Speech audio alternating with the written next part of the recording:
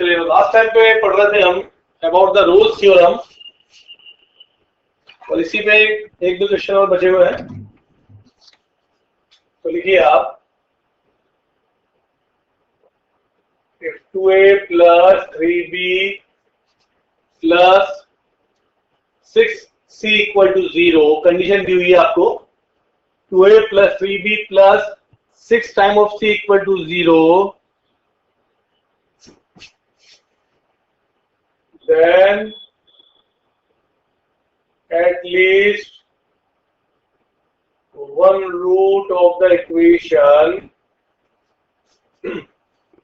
then at least one root of the equation ax square plus bx plus c equal to 0, then at least one root of the equation ax square plus bx plus c equal to 0 lies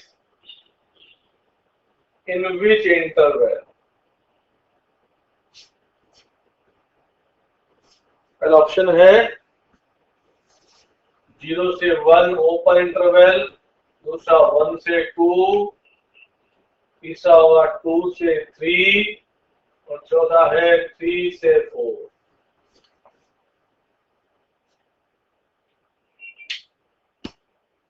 question को ध्यान से पढ़ो, फिर दोबारा से Rolle's theorem को पढ़ो, फिर कंपेयर करो कि क्या गिवन है यहाँ पर। पहले इसको पढ़ लो, फिर रोल्स थ्योरम को पढ़ लो दोबारा से, तब क्वेश्चन क्लियर होगा कि मैं क्या कहना चाह रहा हूं।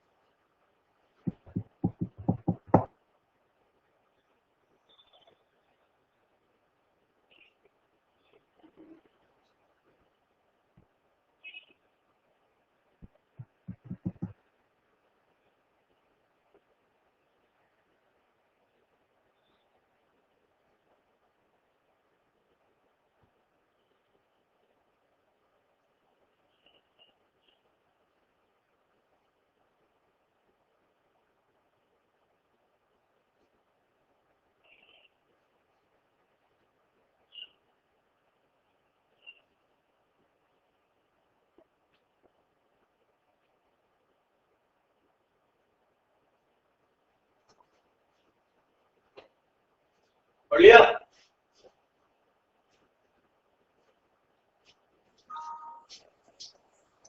एक बार रोज थ्योरम को पढ़िए एक बार और फिर कंपेयर करो। पढ़ लिया सर।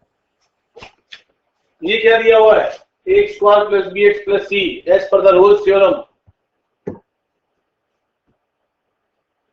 ये x square plus b x plus c क्या चीज है?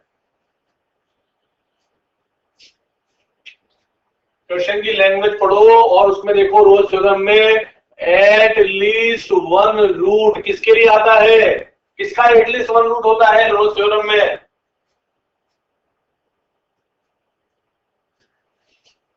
रोल्स थ्योरम क्या कहता है कि कोई भी function y equal to f x a से बी क्लोज में डिफाइंड है, ए से बी ओपन में डिफरेंशिएबल है और F of A equal to F of B है, then F dash C equal to 0 होना चाहिए। हाँ, एटलीस्ट जो एक वैल्यू कम से कम होनी चाहिए ए से बी के ओपन इंटरवल के बीच में सी की, इसके लिए एफ डैश सी 0 होना चाहिए। तो जो एटलीस्ट वन है वो किसका रूट है?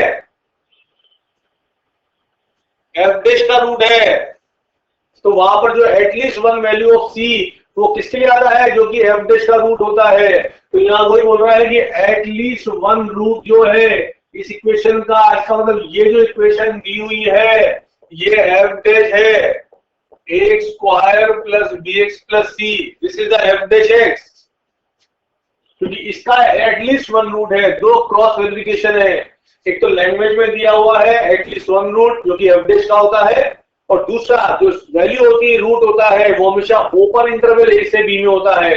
और ऑप्शन को देखोगे तो ऑप्शन में ओपन इंटरवल ही दिया हुआ है। क्लोज इंटरवल हमेशा एफ के लिए आता है कि एफ ए से बी क्लोज में डिफाइंड है, लेकिन एफ डैश जो है उसका रूट वो है हमेशा ओपन में आता है। तो दो क्रॉस चेक है, एक तो एटलीस्ट और दूसरा ओपन इंटरवल। इससे पता पड़ रहा है कि ये जो फंक्शन है ये एफ डैश एक्स है। एफ डैश एक्स है तो इसको इंटीग्रेट करेंगे तो एफ एक्स आ जाएगा। सो एफ एक्स क्या हो जाएगा, x cube upon 3 plus b x square by 2 plus c x, और वैसे तो प्लस डी आता है कांस्टेंट, लेकिन मैं डी का उपयोग नहीं करूंगा। अभी पता पड़ जाएगा क्यों नहीं करूंगा, क्योंकि कोई फर्क नहीं पड़ता इससे फर्क नहीं पड़ेगा, क्योंकि ये एक पॉलिनोमियल फंक्शन है। पॉलिनोमियल फंक्शन कंटिन्यूअस होता है, डिफरेंशिएबल होता है।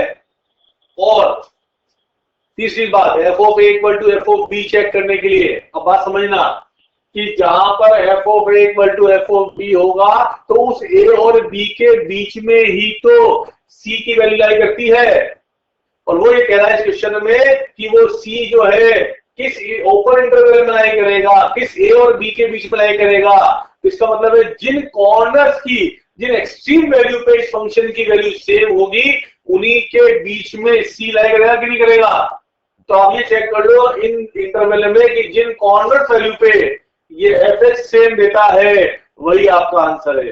अब डी इसलिए लिखा क्योंकि अगर आप एफ ऑफ ए या एफ ऑफ सपोज कोई वैल्यू है 2 और एफ ऑफ 3 जब करोगे तो दोनों तरफ जो डी लिख रहे हो वो दोनों तरफ कैंसिल हो जाएगा कि नहीं हो जाएगा, क्योंकि डी तो कांस्टेंट है तो उसका कोई वैल्यू से फर्क नहीं पड़ रहा। वो वैल्यू रखने पे डी हमेशा कैंसिल हो जाएगा, इसलिए उस कांस्टेंट ऑफ इंटीग्रेशन को मैं नहीं लिख रहा हूं।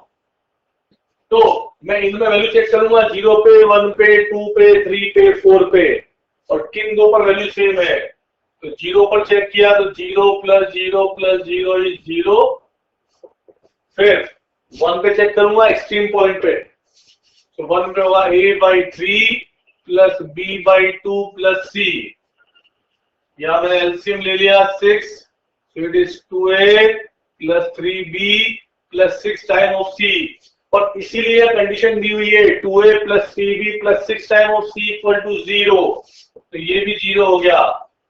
इसका मतलब रोल्स थ्योरम के लिए कहां लगते हैं f of 0 equal to f of 1, तो 0 से 1 में लगेगी तो उसका जो डेरिवेटिव का रूट है वो किस ओपन इंटरवल में मिलेगा, 0 से 1 ओपन इंटरवल में मिलेगा, क्योंकि f डैश c 0 है तो c कहां लाई करेगा, 0 से 1 ओपन इंटरवल में लाई करेगा।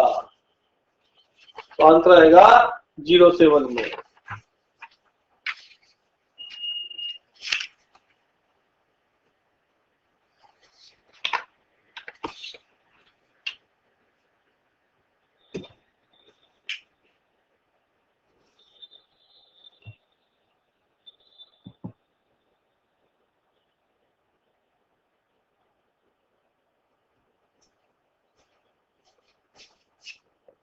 क्वेश्चन और देखिए IIT 2004 का,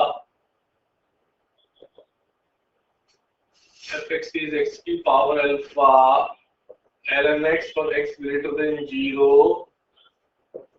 इक्वल टू 0 पर 0। IIT 2004 का क्वेश्चन है ये।